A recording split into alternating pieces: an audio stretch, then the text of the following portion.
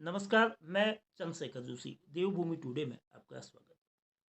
आज पूरा क्षेत्र गमगीन है। कल 12 अगस्त को तकरीबन 11 बजे का वक्त था। सुई के ग्राम प्रधान भुवन चौबे के पास असम राइफल्स से प्रशासन के जरिए एक मैसेज आया और उस संदेश को देखकर, उस जानकारी को सुनकर प्रधान चौबे के पांव की जमीन खिसक गई। ये मनहूस खबर थी।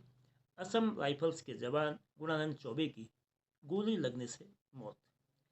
असम राइफल्स में वारंट अफसर गुणानंद चौबे ने देश की हिफाजत के लिए बलिदान किया था।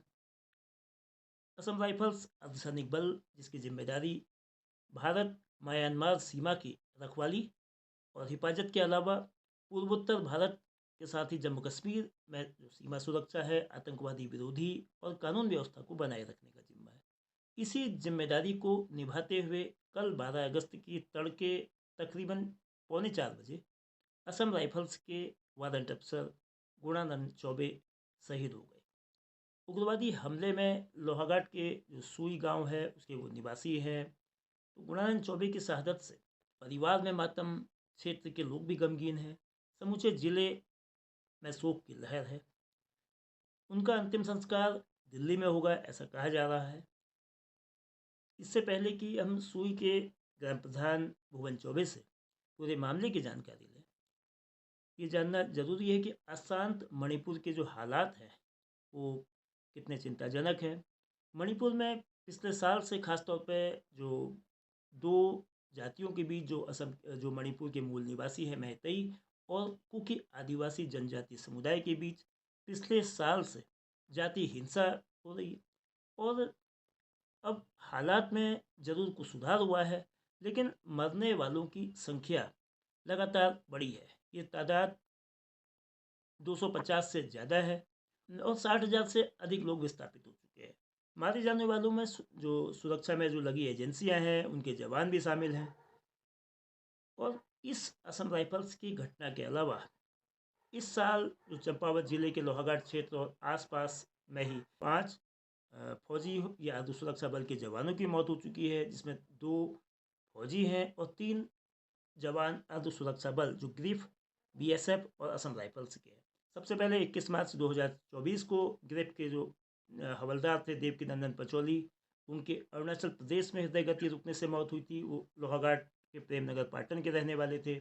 6 अप्रैल 2024 को खेती खान तपनीपाल के एक निवासी जो फौजी प्रदीप बोहरा की संदिग्ध हालत में मौत हुई थी। 13 मई 2024 को भोपाल में सड़क हादसे में जो फौजी हवलदार के डी जोशी है उनकी मौत हुई थी। के डी जोशी लोहाघाट के डुंगरी के रहने वाले थे और झांसी में ईएमई बटालियन में तैनात थे और भोपाल में वो अग्निवीर जवानों को वाहन चलाने का प्रशिक्षण देने के लिए गए थे। 21 जुलाई 2024 यानी कि तकरीबन 1 महीने से भी कम का समय हुआ है। बॉर्डर सिक्योरिटी फोर्स के जवान जो हेड कांस्टेबल दयाल राम का गुजरात के कच्छ क्षेत्र में पेट्रोलिंग के दौरान हीटिंग वेव से मौत हुई थी। वो पाटनी ग्राम पंचायत लोहाघाट क्षेत्र की है, वहाँ के रहने वाले थे। और कल 12 अगस्त को असम राइफल्स के वारंट अफसर गुणानंद चौबे का मणिपुर में उग्रवादियों के हमले में शहादत हो गई। तो पूरा मामला क्या है, इसको जानने के लिए भुवन चौबे जी से सीधे बात करते हैं। भुवन चौबे जी, आप सुई क्षेत्र के ग्राम प्रधान हैं, तो क्या जानकारी आपके पास आई जो असम राइफल्स के सुई के रहने वाले, जो सुई के मूल निवासी गुणानंद चौबे वारंट अफसर है, उनकी शहादत के बारे में? हमारे क्षेत्र के लिए काफी शोक का विषय है और हम लोगों को व्यक्तिगत क्षति है। हम लोगों में, क्योंकि हम लोग व्यक्तिगत उनसे जुड़े हैं और हमारे बिरादर भी हैं। मेरे पड़ोस के जो मकान है उसमें उन्होंने बचपन गुजारा है। साथ ही साथ इससे पूर्व मैं आपको थोड़ा सा इससे 1 वर्ष पूर्व पहले भी ले जाऊं तो हमारे ही बिरादर श्री त्रिभुवन चौबे जी का पीलिया और अन्य बीमारियों से उनका भी वहां पर देहांत हुआ था। साथ ही साथ कल उनकी वार्षिकी है। लगा लीजिए 1 वर्ष के समय के अंतराल में लगभग आपने जितनी भी लिस्ट बताई थी उसके अतिरिक्त भी हमारे त्रिभुवन चौबे जी भी हैं। उन्होंने भी यहाँ पर जान गंवाई और आज एक बड़ी त्रिभुवन दुर्घटना चौबे जी हमारे सामने आई है कि किस पौने फोर्स 4 त्रिभुवन चौबे जी किस फोर्स में या पैरामिलिट्री फोर्सेज में थे, उसका जिक्र कर देंगे? नहीं आर्मी आर्मी हाँ, आर्मी ओके आर्मी जी। इंस्ट्रक्टर थे वो रानीखेत में। हुँ, उसके बाद वो ये हमारे एनसीसी के जो छात्र हुआ करते हैं, हुँ, उन लोगों को प्रशिक्षण दे रहे थे, हुँ, वहाँ बिहार में। तो बिहार में उनको पीलिया इत्यादि वगैरह की बीमारियों से ग्रसित हो गए थे वो। हुँ, तो जिसके कारण आज कल उनकी वार्षिकी होनी निश्चित है। हुँ, तो लगभग आप लगा लीजिए कि 1 वर्ष के अंतराल में बहुत ज़्यादा ये सैनिकों के साथ इस हुँ, तरीके का क्या हो रहा है, हम भी अचंभित हैं। और कल जो एक घटना हुई थी, पौने 4 बजे हो हुँ, चुकी थी, लेकिन हमें इसका अनुमान करीबन 11-12 बजे करीबन संभवतः मुझे तहसीलदार साहब लोहाघाट हुँ, तहसीलदार साहब लोहाघाट के माध्यम से ज्ञात हुआ, "चौबे जी आपके यहाँ क्या है, ऐसा कुछ हुआ है?" हुँ, मुझे तो कुछ समझ में नहीं आया क्योंकि मेरा एक मित्र भी था और मित्र के चाचा भी थे दोनों, हुँ, आसाम राइफल में ही थे। और ऐसा मेरी समझ में कुछ नहीं आया क्योंकि मैं ड्राइविंग भी कर रहा था, मैं किसी हुँ, परिजन को लेके अपने हॉस्पिटलाइज़ वगैरह हुँ, ले गया था उनको। हुँ, तो इस दौरान काफ़ी दुखद घटना, फिर मैंने और जगह संपर्क किया हुँ, तो संभवतः पुष्टि हुई थी, उनको गोली लगने का समाचार मिला। हुँ, और अभी तक उनका पार्थिव शरीर अभी भी दिल्ली नहीं पहुँच पाया क्योंकि मुझे लगता है कि एक फ्लाइट वहाँ से उड़ती मणिपुर से शायद दिन और रात में हुँ, एक ही चलती है। तो जिसके कारण लंबा रूट होने के कारण म्यांमार और उधर हुँ, खाड़ी वगैरह हुँ, देशों से लगता हुआ ये हुँ, घटना रही है हुँ, उस दौरान। तो मणिपुर के किस क्षेत्र में हुआ है, तो ये भी संभवतः आज शाम तक पता चल जाएगा। तो उनका आज पार्थिव शरीर शायद शाम तक देर शाम तक दिल्ली पहुँचेगा। तत्पश्चात ही हम लोगों को मालूम पड़ेगा कि ऐसा कि क्या हुआ था। प्रशासनिक कार्रवाई हुई या उग्रवादियों से मुठभेड़ हुआ, तो उन दौरान किस तरीके से बचाव में उन्हें गोली लगी है। तो हुँ, ये सारी जानकारी अब देर शाम आज हमको प्राप्त हो पाई। जी। तो अंतिम संस्कार दिल्ली में होगा या सुई में होगा, ये कब होगा, इसकी कोई जानकारी आपने पारिवारिक सूत्रों से, उनके निकट जो साथ के लोग हैं, उनसे कोई हो पाई है? मैं उनके परिजनों से मिला हूँ, वो 4 भाई हैं। सबसे छोटे भाई हुआ करते थे वो गुणानंद चौबे जी। उनसे बड़े भाई हमारे गंगादत्त चौबे जी हैं। उनसे छोटे गोविंद वल्लभ चौबे जी हुँ, और एक गिरीश चौबे जी दिल्ली में ही हैं वो अभी मौजूद। हुँ, तो सबसे बड़े भाई साहब का सब लोग आदर करते हैं और उन्हीं के हिसाब से पूरा परिवार चलता है। तो उनके साथ हम लोग करीबन रात के 9-10 बजे करीबन बैठे हम लोग। तो उनका मानना था कि ये काफ़ी लंबा अंतराल जो है हो जा रहा है, 3-4 दिन का लगभग, क्योंकि अब मॉर्निंग में करीबन पौने 4 बजे की डेथ हुँ, हुई है, तो ब्रह्म मुहूर्त से भी हुँ, ऊपर की स्थिति है, तो उसको लगभग आज तीसरा दिन माना जा रहा है। जी, तो ऐसे ही कल उनका अंतिम संस्कार होगा 4 दिन, और यहाँ पहुँचने तक तो 5 दिन लग जाते। इस हिसाब से यहाँ परिवार परिजनों ने ये निर्णय लिया है कि उनका अंतिम संस्कार दिल्ली में ही किया जाएगा। हुँ, और साथ ही साथ बाकी की जो क्रियाविधि रहेगी, वो हमारे पैतृक आवास में यहीं गाँव में ही जी। किया जाना संभव है। चौबे जी, परिवार में जो शहीद गुणानंद चौबे के परिवार में उनके कितने बच्चे हैं, वो क्या करते हैं, उनके भाई, उनकी पारिवारिक पृष्ठभूमि, वो दिल्ली रहते हैं या सुई में रहते हैं, वो ये थोड़ा ब्यौरा देंगे? वो उनके लगभग 4 भाई हैं और पड़ोसी के 2 एक छोटे भाई और हैं उनके पड़ोसी से मिला के। तो चचेरे भाई 1 हैं, बाकी 4 भाई वो स्वयं में हैं। हुँ, सबसे बड़े हैं गंगादत्त चौबे जी, दूसरे नंबर पर गोविंद वल्लभ चौबे जी, तीसरे में गिरीश चौबे जी हैं, वो दिल्ली में ही कार्यरत हैं। हुँ, और सबसे छोटे भाई ये गुणानंद चौबे जी, इनको हम लोग गुड़िया अंकल कहते थे। हुँ, तो उनका नाम बटालियन में भी गुड़िया ही कहा जाता था। हुँ, गुणानंद तो लगभग हुँ, हमारे ऑफिशियल कागज वगैरह में गुणानंद हुआ। हुँ, लेकिन गुड़िया ही अंकल कहा जाता, बहुत हुँ, प्यार से दूर से ही आवाज़ लगाते थे वो। हुँ, किसी से भी हुआ गाँव में, बहुत ही मिलनसार और ऐसा चेहरा था उनका, बंद मतलब बहुत स्मार्टनेस थी चेहरे में हुँ, और हँसमुख चेहरा हुआ करता था बहुत पहले से ही। हुँ, तो इनका पारिवारिक पृष्ठभूमि इनके जो पिताजी थे, हुँ, पिताजी इस पूरे क्षेत्र के एक ऐसे माने जाने हमारे ज्योतिषाचार्य थे, तो उनके सामने सब लोग बैठ के यहाँ पर शिक्षा ग्रहण करते थे। आज हुँ, जो हमारे अन्य जो पुजारी लोग हैं या अन्य भिक्षा वगैरह का जो कार्य करते हैं और अन्य जो आचार्य वगैरह का काम करते हैं, सब लोग जी लोग हैं, सब इन्हों से शिक्षा ग्रहण की हुई है, इनके पिताजी से। हुँ, तो इनका पिताजी का बहुत बड़ा नाम हुआ करता था। तो स्वयं में ऐसा बताते थे कि वो अपनी जो जीवन की अंतिम यात्रा या जो उस समय का अंतराल भी वो निश्चित कर देते थे कि इस समय हमारी मृत्यु होनी है, इस समय हुँ, ये पैदावार ये इस तरीके से बहुत बड़ा ज्योतिषाचार्य का उनका एक हुँ, अपना एक अध्ययन था। हुँ, उनके पुत्र थे 4, 4 पुत्रों में से सबके सब सेटल्ड वेल सेटल्ड थे। तो ये बड़े भाई साहब गंगाधर चौबे जी वेल सेटल्ड थे, वही आसाम राइफल में थे। छोटे भाई साहब का अपना यहाँ एसबीटी ये डीएसबीटी वगैरह-वगैरह का कार्यक्रम है। दिल्ली में जो गिरीश चौबे जी हैं, उनका छोटा लघु उद्योग वगैरह का कार्यक्रम है। तो वो छोटे वाले भाई साहब तो दिल्ली हैं अभी भी। हुँ, ये भी इनके बच्चे भी हुँ, दिल्ली में पढ़ाई करते थे और छोटे जो बड़ी लड़कियों की तो 2 शादी हो चुकी है संभवतः और छोटा बच्चा जॉब में लगा है। तो ये 3 इनके सुपुत्र हुआ करते थे। इनकी शिक्षा-दीक्षा दिल्ली में चल रही थी बच्चों की हुँ, और समय-समय पर देव देव पूजन इत्यादि वगैरह कार्यक्रम में ये करीबन 5 या 6 महीने में पहुँच जाते थे। हुँ, इससे पहले 5-6 महीने में इन्होंने दर्शन दिए थे यहाँ। हुँ, इसके बाद वो लगातार ड्यूटी में असम राइफल आपको पता ही है कि वो मिलिट्री फोर्स 60 इयर्स हुँ। अबव इनका कार्यकाल रहता है। करीबन 55-56 वर्ष की उम्र में उन्होंने शहादत दी है देश के लिए। तो क्या गुरुनानक चौबे जी के परिवार में उनके पिताजी और माताजी अभी हैं या क्या स्थिति है? और अगर हैं तो क्या उनकी कोई इस बीच बातचीत फ़ोन से हुई थी परिवार के लोगों मतलब खुद वालंट अफसर गुरुनानक चौबे जी की या परिवार के और लोगों की? जी, ऐसा तो पारिवारिक तौर पर लगातार बात होती है उनकी।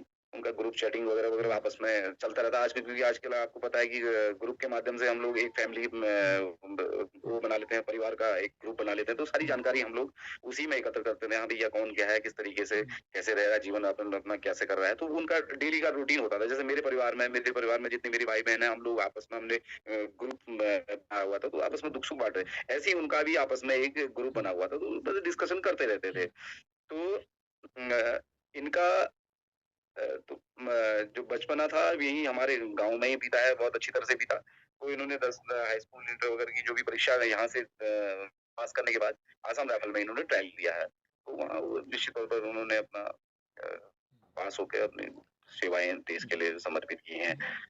जी, तो 1 जी, साल में 2 घटनाएँ हो गई हैं। इससे पहले आपने बताया कि कल 14 अगस्त को पहली बरसी होगी त्रिभुवन चौबे साहब की जो फ़ौज में थे।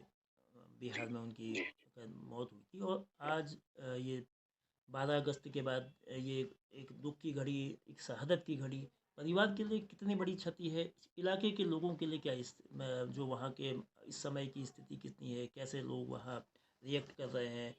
और ज़ाहिर बात है बहुत पीड़ा की एक स्थिति होती है। तो कैसे परिवार जी। के जो यहाँ सुई में जो लोग हैं उनको किस तरह से मनोबल बढ़ा रहे हैं, सांत्वना दे रहे हैं, ढाढ़स बंधा रहे मैं सुई में करीबन 25 से 26 करीबन जातियाँ निवास करती हैं। हैं? और जोशी से लेकर हुँ, हुँ, हमारे खरकवाल हुँ, से लेकर पांडे, चौबे, हुँ, जोशी, खरकवाल, तिवारी थ्वाल परिवार ऐसे अनेकानेक परिवार हैं। में हमारा जो परिवार की संख्या थी वो जो 300 करीबन मवासे हैं हमारे परिवार। तो इस समूची क्षेत्र में चाहे देव कार्य से लेकर हो गया, सभी चौबे परिवार की बहुत महती भूमिका रहती है। हुँ, तो सुबह से ही वहाँ जब से लोगों ने सुना कि ऐसी-ऐसी क्षति हुई है, हुँ, तो अभी भी जाएँगे तो मैं जाऊँगा समुद्र आप कुछ फ़ोटो वगैरह करो। तो गाँव में वहाँ जाने वालों का ताँता बहुत ज़्यादा मात्रा क्योंकि पारिवारिक ऐसा होता है जितने जिसके जितने परिवार रहते हैं उसकी ज़्यादा रिश्तेदारी भी बहुतायत मात्रा में फैली रहती है। हुँ, तो इधर हमारे जो लोकल फोर्टी इत्यादि वगैरह का जो ग्राम सभाएँ हैं अन्य हमारे नज़दीकी, तो वहाँ पर उनकी रिश्तेदारी भी बहुत है। तो सभी जगह से लोगों का मिलना-जुलना उधर पर हो रहा है। दुःख की घड़ी में हम लोग आपस में नहीं मिलेंगे तो फिर कब मिलेंगे? हुँ, लोग हुँ, अ, यहाँ पर आते जी, हैं और एक-दूसरे का दुःख-सुख बाँटते हैं। हुँ, तो बहुत बड़ी क्षति है हमारे क्षेत्र के लिए।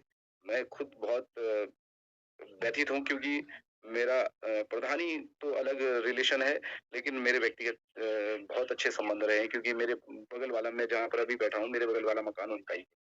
तो वो कहते थे, हालाँकि उन्होंने इधर-उधर ज़मीन ली होगी, संभवतः हुँ, मैं नहीं जानता हूँ इस विषय में, लेकिन मुझसे पिछले 6 महीने पहले उनकी बात हुई थी। वो कहते थे, "भुवन, मैं मकान लगाऊँगा तो यहीं पर लगाऊँगा।" क्योंकि हमारी देव माता यहीं पर हमारी हुँ, आदि देवी, कुल देवी भी जस्ट हमारे बगल में ही है। अब वही नहीं रहे तो अब अब 60 साल बाद वो हुँ। रिटायर होते, वो सोचते कि भैया मैं भी अपने क्षेत्र में हमारी भी हमें भी पड़ोस मिलती है यहाँ पर। कहाँ लेकिन सुई में चूँकि जी, वायु रथ महोत्सव होना है 19 अगस्त को रक्षाबंधन के दिन बहुत बड़ा मेला होता है शायद 16 अगस्त से ये आपके वहाँ देवी धुरा की तरह ही आपके वहाँ शुरू होगा। तो क्या इस घटना का इस दुर्घटना का इस मेले पर या कोई किस तरह से कोई प्रभाव तो नहीं पड़ेगा या मेला कैसे आगे आए बढ़े? हैं। चौबे जो जाति है वो लगभग बहुत विस्तृत रूप में फैल चुकी है। हुँ, तो इसमें हमारा ऐसा देव कार्यों में तो इसका भी रुकावट नहीं रहेगी क्योंकि जैसे मैं हूँ हमारे यहाँ तो कोई पिछली बार मेरी आमा की कैजुअलिटी हुई थी तो दूसरे परिवार ने उसको ग्रहण किया था पूजा को। तो ऐसा ही है पिछली बार तिरुवन चौबे जी की खुद खुद पूजा थी उनकी, स्वयं में पूजा थी, उनके बड़े भाई साहब पूजा कर रहे थे, तो उस दौरान उनकी डेथ हो गई। तो आज ही के दिन मतलब लगाइए एक एक दिन पहले ही उनकी डेथ हुई थी। तो इसी दौरान दूसरा प्रबंध करके दूसरे परिवार के पुजारी को चौबे पुजारी जो होते हैं, उनको बैठाया जाता है। तो 1 वर्ष के लिए ये कार्यकाल होता है पुजारी का। तो जिस दौरान कोई विघ्न बाधा रहती है, दूसरे परिवार के, दूसरे परिउड़ी के, दूसरे तोप के लोग इसमें पूजा करते हैं। तो ये अभी जो हमारा 16 तारीख को प्योला यात्रा होनी थी, माँ भगवती आदित्य महादेव मंदिर सुई में एक कलश यात्रा के माध्यम से एक पुरानी जो परंपरा रही है उस माध्यम से 5 दिन के लिए मैया अपने आदित्य महादेव मंदिर के स्थल पर जाती है, वहीं पूजन होता है उनका। तो संभवतः इससे पहले हमारा क्या था कि 1 दिन पहले हम लोग अखंड रामायण करते आ रहे हैं पिछले 15-16 सालों से। अखंड रामायण का जो पाठ था उसको हमने यहाँ पर स्थगित किया है। साथ ही साथ जो 5 दिवसीय महोत्सव होना है, उसके लिए भी हमने थोड़ा-सा अभी सायंकालीन में 5 बजे करीबन हमने एक बैठक बुलाई है, अति आवश्यक। तो इस दौरान हम लोग ये डिसाइड लेंगे कि इस दौरान हमने क्या कार्यक्रम का निर्वहन करना है उसमें, क्योंकि ब्लड डोनेशन वगैरह ये लोग हम लोग करा सकते हैं और जो अन्य सांस्कृतिक कार्यक्रम होंगे, उनको थोड़ा-सा बाधित रोक दिया जाएगा, जिससे थोड़ा-सा उनको एक श्रद्धांजलि भी होगी इस तौर पर। जी। बहुत धन्यवाद चौबे जी, आपने बहुत गमगीन माहौल में समय निकाला, अपनी बातें रखी, बताया कैसे वादन टप गुणान चौबे जी के साथ जो हुआ। अगर और जो जानकारी ज़्यादा जानकारी मिलेगी तो आपसे फिर चर्चा होगी। 2 दिन बाद 15 अगस्त को 78वीं स्वतंत्रता दिवस मनाएगा। उससे 2 दिन 3 दिन पहले ये जो घटना हुई है परिवार के लिए, क्षेत्र के लिए और बेहद गमगीन है। लेकिन फ़ख्र इस बात का है कि देश की हिफाजत करते हुए, देश की सुरक्षा, देश की एकता और देश की अखंडता के लिए जो उन्होंने प्राण न्यौछावर किए हैं, वह कहीं न कहीं लोगों को प्रेरित भी करते रहेंगे। बहुत